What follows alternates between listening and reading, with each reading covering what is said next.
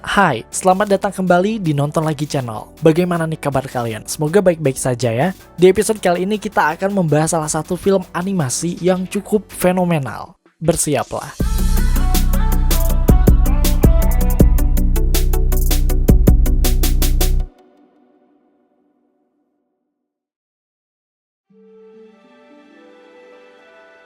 Apa yang kalian ingat dari film-film tahun 2012? Banyak film-film fenomenal yang dirilis pada tahun tersebut. Misalnya ada Avengers, The Possession, 5 cm, dan tidak lupa film kontroversial 2012.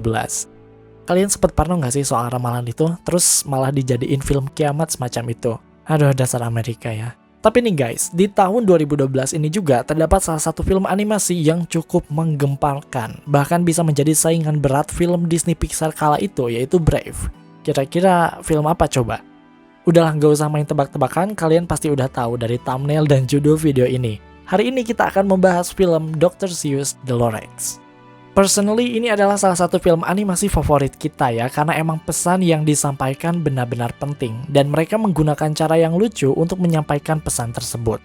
The Lorax akhirnya menjadi film animasi komedi yang syarat akan makna. Lebih istimewanya, film ini ternyata menyelipkan satu pesan rahasia yang mungkin tidak disadari oleh banyak orang.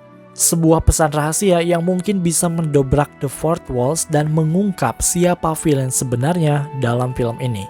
Villain yang telah mempengaruhi Onslaught dan O'Hare untuk melakukan kejahatan.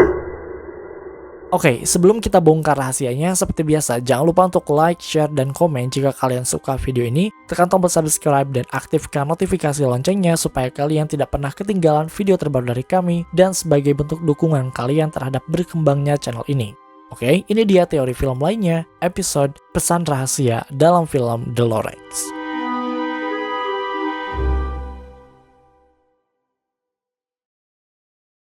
Perlu kalian ketahui bahwa Dr. Seuss The Lorax merupakan sebuah buku anak-anak karya Dr. Seuss yang dipublikasikan pada tahun 1971. Nah, mungkin karena emang ceritanya menarik dan menyampaikan pesan moral yang begitu kuat, Universal Pictures tertarik untuk mengadaptasi buku anak-anak tersebut menjadi sebuah film animasi. Ternyata, film The Lorax yang dirilis tahun 2012 bukanlah film adaptasi yang pertama. Karena sebelumnya, Universal Pictures telah mengadaptasi buku ini menjadi film animasi pada tahun 1972 dengan judul yang sama. Jadi yang tahun 2012 itu tuh kayak remake dari tahun 1972 gitu guys. Nah, baik yang versi 72 maupun 2012 ceritanya tuh sama persis walaupun terdapat beberapa perbedaan yang mencolok. Selain dari kualitas visualnya yang tentu saja semakin bagus, versi yang tahun 2012 tuh durasinya makin lama.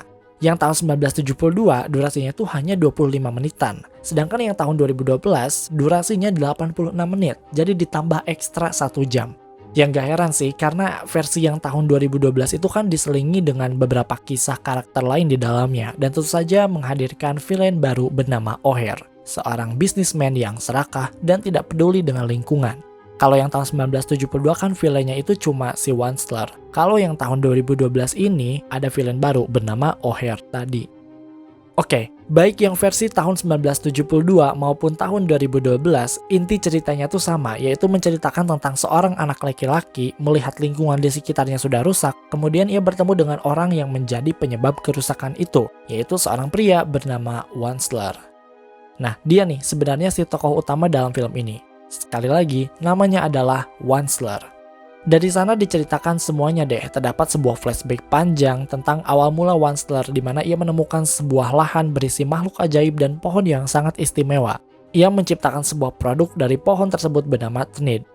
Produk tersebut yang awalnya dibenci oleh masyarakat ternyata berubah menjadi benda favorit mereka. Onslaught tentu saja mendapat banyak keuntungan dari benda penemuannya itu. Ia pun harus menebang lebih banyak pohon untuk membuat Thnid. Di hutan tersebut terdapat sosok penjaga, ya kalau di Indonesia mah kayak kuncenya gitu kali ya, bernama Lorax. Ia selalu membenci Onslaught karena ia tahu bahwa ia adalah manusia, dan manusia memiliki sifat serakah yang mendarah daging. Dan apa yang dipikirkan oleh Lorax benar-benar terjadi. Onslaught terus-menerus menebang pohon untuk membuat Thnid. Pohon makin lama makin sedikit hingga akhirnya punah. Tidak ada lagi pohon di dunia, sudah habis semuanya. Nah, yang versi 1972 udah jelas banget bahwa sosok villainnya adalah Onslaught. Sedangkan yang tahun 2012 villainnya itu ada lagi, yaitu O'Hare.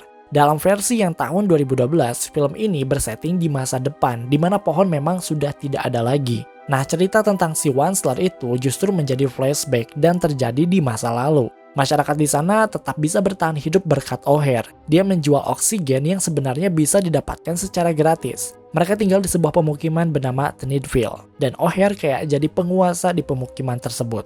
Seperti yang dijelaskan di opening tadi, film ini telah mengecoh kalian karena villain yang sebenarnya bukan Wansler ataupun O'Hare. What? Apakah Dolores itu sendiri? Apakah selama ini dia berbohong? Stay tune terus guys. Pertama, mari kita kupas karakter O'Hare, mengapa dia sebenarnya bukan seorang villain. Untuk mengetahui hal ini, kita harus lihat dulu kondisi citizen Thneedville. Pada awalnya, kita mengira bahwa film ini memperlihatkan kondisi masyarakat yang ada pada masa distopia. Bukti yang paling kuat tentu saja adalah dari bagaimana masyarakat yang harus membeli oksigen. Mereka harus membayar untuk sesuatu yang sebenarnya bisa didapatkan secara gratis. Kemudian hadirlah karakter O'Hare dan dalam film ini dia diset atau didesain menjadi seorang villain. Seolah-olah pada saat itu penduduk Thneedville benar-benar sudah kehabisan oksigen. Udaranya sangat tercemar dan mereka harus membayar pada O'Hare untuk mendapatkan udara yang bersih. Dengan kata lain, O'Hare memegang nyawa mereka. Siapa yang tidak mampu membeli oksigen darinya pasti tidak akan bertahan. Namun dalam film ini, hal tersebut tidak pernah terjadi. Pada saat itu, udara yang ada di Thneedville tidak tercemar sama sekali. Penduduknya juga sehat. Mereka tidak memperlihatkan kondisi gangguan pernafasan seperti batuk atau sesak nafas. Mereka berada pada masa dan wilayah di mana udara masih segar, masih bisa digunakan dengan layak oleh manusia. Bukti yang paling jelas tentu saja ada dalam opening film, di mana semua penduduk Thneedville keluar rumah. Mereka bernyanyi dan menari bersama tanpa menggunakan alat bantuan pernafasan. Mereka sehat. Namun apa yang kita lihat, dalam film ini, walaupun mereka bisa menghirup udara bersih secara gratis dengan keluar rumah, mereka tetap membeli botol berisi oksigen buatan O'Hare. Dan sekali lagi, ini bukan karena kualitas udara di luar rumah tercemar, tapi mereka membeli ini untuk apa ya? Lah iya, untuk apa ya? Padahal kan mereka bisa menghirup udara di luar rumah secara gratis. Oke, mungkin banyak dari kalian yang pengen bukti lebih. Apakah memang benar wilayah di Thneedville itu udaranya bersih? Well, sebenarnya ada satu bukti lagi yang menguatkan teori bahwa udara di sana memang bersih, dan ini masih berhubungan dengan yang tadi. Dalam film ini, kita melihat sebuah flashback di mana O'Hare masih belum punya apa-apa. Pada saat itu, pohon sudah habis ditebang dan udara sudah tercemar. Ingat ya, ini di flashback, zaman dulu berarti. Kemudian, kita melihat orang tua yang ada di sebelahnya, menunjukkan gejala gangguan pernapasan. Dia batuk, guys. Coba kita bandingkan dengan Thneedville sekarang, di mana penduduknya itu tetap sehat, tidak memperlihatkan kondisi gangguan pernafasan, walaupun tanpa pohon seperti yang ditunjukkan dalam opening film. Ini menunjukkan bahwa kualitas udara di masa sekarang itu sudah jauh lebih baik dari apa yang ada di flashback. Mungkin karena teknologi yang dibuat oleh O'Hare. So, yang pengen kita bilang adalah bahwa botol oksigen yang dijual oleh O'Hare sebenarnya tidak meningkatkan kualitas udara yang mereka hirup. Karena sebenarnya udara di Thneedville pada masa itu, pada masa sekarang, itu masih layak untuk dihirup. Namun yang anehnya adalah mereka tetap membeli produk tersebut. Sebenarnya nggak aneh sih. Mungkin ini yang disebut dengan placebo effect atau efek placebo. Sejauh apa yang kita tahu, efek placebo sebenarnya berkaitan dengan pikiran kita. Jadi dulu kayak ada semacam penelitian di mana beberapa dokter memberikan obat palsu pada pasien. Si dokter itu bilang kalau obat tersebut tuh manjur banget, bahkan sudah menyembuhkan banyak orang, padahal obat itu tuh nggak ada apa-apanya. Nah ini dilakukan untuk menambah mood positif pada pasien bahwa mereka tuh bisa sembuh. Jadi ini hubungannya sama pikiran gitu. Nah, penduduk Thneedville termasuk salah satu contoh dari efek placebo ini. Mereka tetap membeli botol berisi udara, bahkan sampai yang segede galon air, padahal mereka bisa mendapatkan udara segar secara gratis dengan hanya membuka jendela rumah. Mereka tetap membeli produk O'Hare tersebut sebagai, ya istilahnya kayak afirmasi, bahwa mereka tetap menghirup udara bersih. Padahal tanpa produk itu pun mereka sudah menghirup udara bersih, jadi supaya lebih yakin gitu bahwa mereka tuh memang menghirup udara bersih gitu guys. Lebih lanjut, dalam film, O'Hare dianggap sebagai pahlawan untuk Thneedville dan itu tidak sepenuhnya salah guys.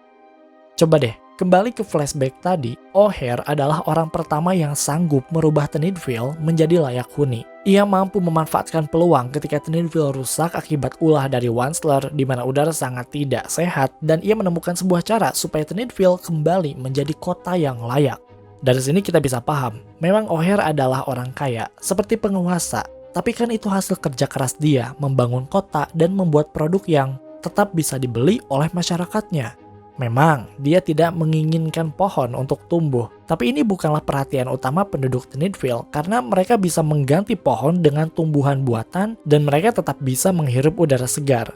Nah ini menarik nih, kalau kalian ingat-ingat lagi, tokoh anak kecil dalam film ini yaitu Ted berusaha untuk mendapatkan tumbuhan bukan karena ia peduli terhadap lingkungan. Ted mencari pohon karena ia ingin dicium oleh Audrey, seorang gadis yang disukainya. Dan Audrey pun pengen ada pohon juga hanya untuk hiasan. Dia tidak bilang pengen pergi ke hutan yang banyak pohonnya atau sebagainya. Dia hanya ingin satu pohon beneran yang masih hidup. Dari sini kita bisa paham ya bahwa keberadaan pohon bukanlah sesuatu yang mereka khawatirkan karena mereka sudah hidup dengan sehat di sana. Apakah O'Hare bisa dikatakan sebagai villain hanya karena ia mencegah seorang anak menumbuhkan sebuah pohon demi gadis impiannya, padahal O'Hare telah menyelamatkan Tennitville dari kepunahan? Mereka tetap membeli oksigen bukan karena dipaksa oleh O'Hare, tapi atas kemauan mereka sendiri. Oke, dari sini kita sepakat ya bahwa O'Hare tidak sepenuhnya villain, bagaimanapun dia telah berjasa untuk Tennitville. Jadi, jika bukan O'Hare, kandidat selanjutnya tentu saja adalah Wansler. Dia adalah villain utamanya. Well, at some point. Dalam film, kita memang melihat Wansler membabat habis semua pohon demi perusahaan yang dia bangun. Tapi jujur, kita pribadi sulit untuk menganggap dia sebagai villain. Wansler bagaimanapun dia memiliki backstory yang menyedihkan. Coba kita ingat-ingat lagi. Dia adalah anak dari keluarga yang bahkan tidak peduli akan keberadaannya. Dia pergi dari rumah untuk membuktikan bahwa dia bisa menjadi orang yang berhasil. Hingga akhirnya dia menemukan sebuah hutan yang kaya akan potensi dan dijaga oleh The Lorax tadi. Well, di sana pun ia dianggap sebagai seseorang yang tidak akan memiliki pengaruh, and they totally wrong. Dia berusaha untuk membuat hidupnya lebih layak. Wansler suatu ketika berhasil membuat sebuah produk serbaguna bernama Tennid yang ia dapatkan dari pohon-pohon di hutan. Wansler kemudian pergi ke kota setiap hari untuk menjual hasil karyanya tersebut, dan apa yang dia dapatkan? Ia terus mendapatkan penghinaan untuk membuat dirinya semakin rendah di hadapan para penduduk kota. Tapi Wansler tidak menyerah dan usahanya pun akhirnya membuahkan hasil. Di satu titik, orang-orang mulai menyadari bahwa produk buatannya bisa digunakan untuk berbagai keperluan. Orang-orang menyadari bahwa produk buatannya adalah sebuah mahakarya.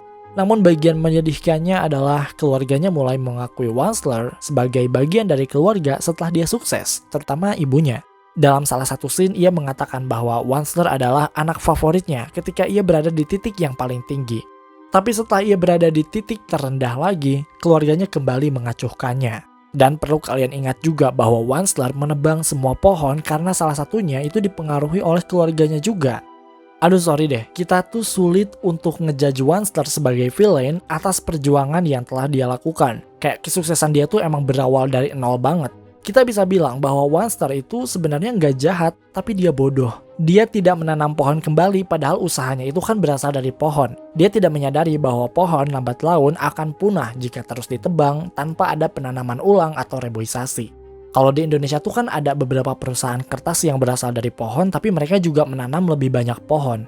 Oke, kita bukannya mendukung penebangan pohon secara besar-besaran ya guys. Di sini kita cuma pengen jelasin bahwa Wansler seharusnya punya konsep kayak gitu. Kalau bahan utamanya itu dari pohon, harusnya dia juga lebih banyak menanam pohon supaya bisnisnya itu tetap jalan. Jadi ketika pohon terakhir ditebang, bisnisnya pun tumbang. Makanya Wansler tuh nggak jahat, dia tuh bego. So once again, kalau misalnya bukan O'Hare ataupun Wansler, lantas siapa villain sebenarnya dalam film ini? Semoga tidak terkejut karena villain utama dalam film Dr. Seuss The Lorax ini adalah para konsumen. Kita guys.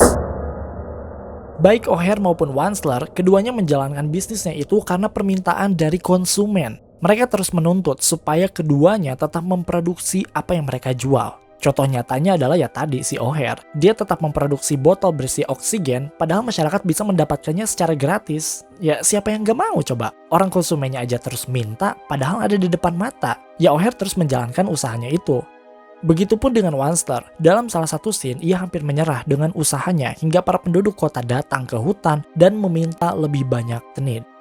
Mereka terus meminta dan meminta, ditambah lagi dengan pengaruh dari keluarganya. Alhasil, Wansler membabi buta untuk menghabiskan semua pohon. So, di sini kita bisa paham nih bahwa O'Hare dan Wansler memenuhi kebutuhan yang diinginkan oleh masyarakat. Ini analoginya ya guys, yang terjadi di Indonesia. Beberapa waktu yang lalu, banyak dari kita yang menyayangkan tayangan televisi Indonesia yang tidak berkualitas. Dan kita heran kenapa stasiun atau production house yang bersangkutan terus memproduksi tayangan tersebut. Dan akhirnya kita tahu bahwa ternyata rating acara atau tayangan seperti itu tuh tinggi. Ternyata diminati oleh banyak orang sehingga para produser tetap memproduksi tayangan seperti itu. Nah, siapa yang disalahkan? Apakah para produser itu? Lah enggak lah. Mereka cuma membuat tayangan yang memang disukai oleh penonton, sehingga mereka terus membuatnya. Ini sama dengan apa yang terjadi pada O'Hare dan Wansler. Oleh sebab itu, beberapa fan teoris menganggap bahwa kekacauan alias hilangnya pohon dalam film tersebut sebenarnya disebabkan oleh masyarakatnya sendiri. Dan inilah pesan rahasia yang dimaksud bahwa pada dasarnya, villain utama dalam film ini adalah penduduk Tenedville sendiri. Sebagai tambahan, terdapat salah satu scene yang menguatkan bahwa penduduk Tenedville udah nggak care lagi sama pohon. Coba kalian perhatikan scene ini. We don't need trees. That boy has a seed. We need to stop him. Tuh kan, mereka tuh udah fine banget sama kehidupan mereka sekarang yang dikelilingi dengan konsumerisme tanpa pohon.